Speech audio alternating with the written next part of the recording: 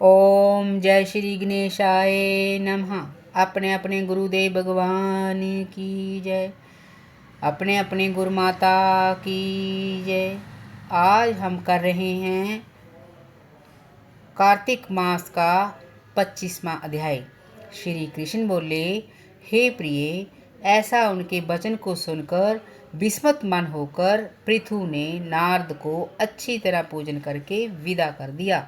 इससे माघ, कार्तिक और एकादशी, ये तीनों व्रत मुझको बहुत प्यारे हैं। वनस्पतियों में तुलसी, महीनों में कार्तिक, तिथियों में एकादशी और क्षेत्रों में द्वारका मुझको बहुत प्यारी है।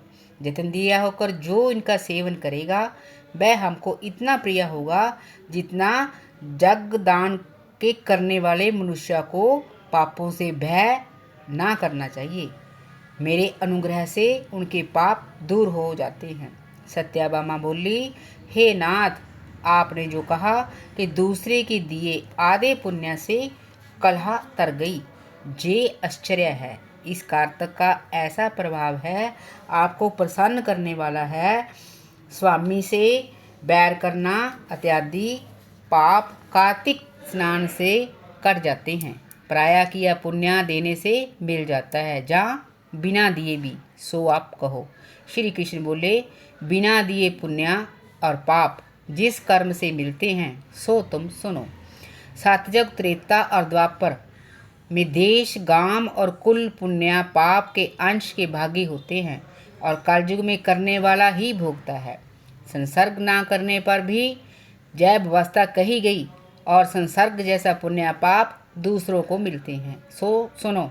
एक जगह बैठने से, विषय करने से, विवाह संबंध से, एक पात्र में खाने से मनुष्य पाप पुण्य के आधे फल को प्राप्त होता है। जग कराने से, एक पंक्ति में भोजन से मनुष्य परोक्ष में पाप और पुण्य के स्थायी फल को प्राप्त होता है। देखने और ध्यान से मनुष्य दूसरों के लिए पुण्य पाप के 100वें भाग को पाते हैं। दूसरों की निंदा, चुगली और धिक्कार देने से उसके पापों का ग्रहण करके अपना पुण्य देता है।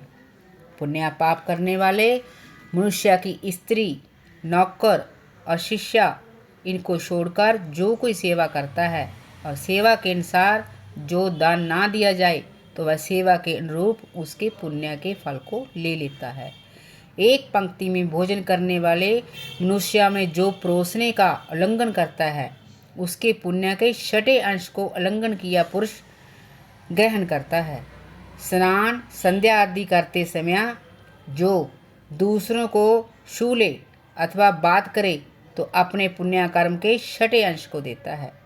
धर्मार्थ, जो पुरुष दूसरों से धन मांगता है उसका फल देने वाले को मिलता है। प्रायः द्रव्य लेकर पुण्य करने वाला पापी है और धनी को पुण्य करने का फल मिलता है। जो मनुष्य दूसरे के ऋण को चुकाए बिना मर जाता है तब वह धनी और अपने धन के अनुसार उसके पुण्य फल को ले लेता है। जो आदमी शिक्षा देता है, सलाह देता है, सामग्री देता और प्रेरणा करता है वह पुण्य पाप के 6ठे अंश को प्राप्त होता है। प्रजा के पुण्य पाप के 6ठे अंश को राजा हरता है।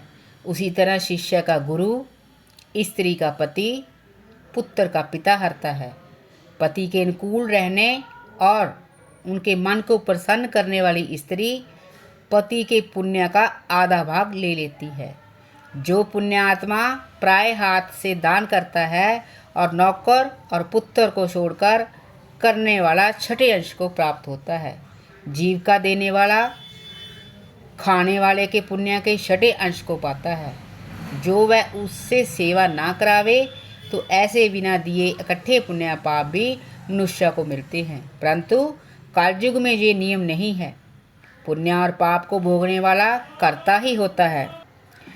इससे एक पुराना इतिहास बड़ा पवित्र उगर बुद्धि को देने वाला होता है, उसे सुनो।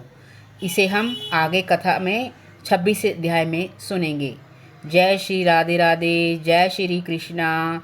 सनातन धर्म की जय। गौ माता की जय।